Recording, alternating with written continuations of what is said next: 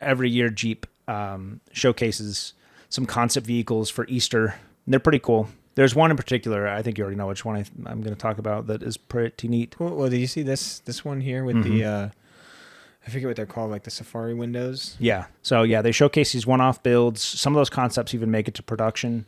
They actually have one I'll show in a minute. That was a concept from last year that they're making into production this year. They just announced. The Wrangler Anvil 715. Yeah, it's cool. It's pretty cool. 6.4-liter Hemi. That's the 392. It's got a custom hood and fenders. It's got a raised roof. For only $137,000 and driven by the worst person that you know. Yeah, that's about right. 17-inch rims, circled with 37-inch tires. Looks pretty cool. I like it. Then there's the Laredo. That's got the V6. It's got this, like a canvas top that rolls back. Yeah, very Newport Beach. Modest 2-inch lift, 37-inch tires, cloth seats that are upholstered with like Navajo inspired. You can see it a little bit in the dash right there. This one's cool though. XJ Pioneer. At first glance, you'd think it's stock, but they actually did a fair bit of work on this one. So it's based off a 1984 Cherokee XJ. It was a donor vehicle from a single owner who took meticulous care of it, documented every single fill up since it was new, bought it new, and gave it to Jeep to do this too. So they wanted to keep it original. The paint's original, interior is original. They did a very tasteful cutout of the wheel wells and fit these custom paint matched fenders on it to fit these bigger tires on there. Mm-hmm. At first glance, you wouldn't realize, but that's actually a fair bit of work that's gone into there to make sure there was clearance for those tires. Who is this guy that donated the vehicle? Well, it's a donor car. He probably sold it to him. But I see. So when did this vehicle come out? Like what was it, in 1984? 84. Mm-hmm. So that was before like people started really getting diagnosed with autism. So this is what people did back then. Yeah. They documented every fill up. Every fill up. Like, don't touch my trains.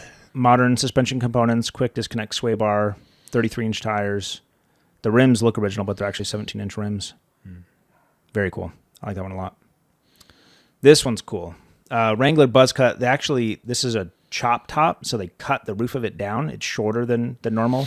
If you've been in a Wrangler, they actually have a pretty good amount of headroom, so there's room there to trim. Especially when the roof is off. Yeah, infinite headroom. 2-inch lift, 37-inch tires. They lowered the roof by 2 inches. I think it looks way cooler with it shorter. It makes it more look more wide, and obviously lowers the center of gravity. It's got custom titanium roll bars, leather seats, and this is using the engine you were talking about, the 270 horsepower 4-cylinder. And of course, the obligatory Grand Wagoneer Commander. This is the first time this updated Grand Wagoneer showed up at one of these Easter events. What I'd like is that they used the graphic on the side that looks like wood pattern at first, like the old Wagoneers, but it's actually a topographical map of one of the trails. It's a national park, something like that. I would say bringing this to this event is kind of like when you try to go hang out with your friends and your mom makes you take your little brother. Yeah. I don't know if you know what that's like. Yeah. I don't know what that's like now. Yeah. Never been a little brother. Yeah. Those are 35-inch tires on there. Shows you how big that car is. Yeah, this thing is just a freaking bus. All right, and then finally, Gladiator Red Rock. This is done to commemorate the group that actually puts on the Easter Jeep event in Moab. So it's a modestly updated Gladiator Rubicon with the 3.6-liter V6, 3-inch lift, 17-inch beadlock wheels, 37-inch tires, and then this custom accessory set on the back. What happens to these cars? That's a good question. They make like 7 or 8 every year. Yeah, I mean, maybe they give some to like the Peterson or something like that, but maybe. But yeah, they make a handful of them every single year. This is the one from last year that they actually brought to production. It looked a lot cooler last year. It's basically a paint and graphics package with a couple of like Easter eggs.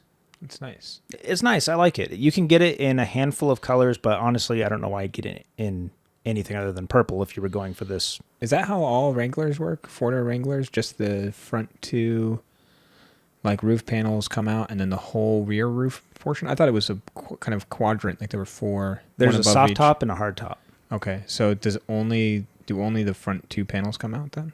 The whole back can come off. Okay, that's just more involved. Yeah, it's a bit of a chore. So they offer this paint and accent package on both the Wrangler and the Gladiator. This is my favorite one from last year. I really like the paint scheme.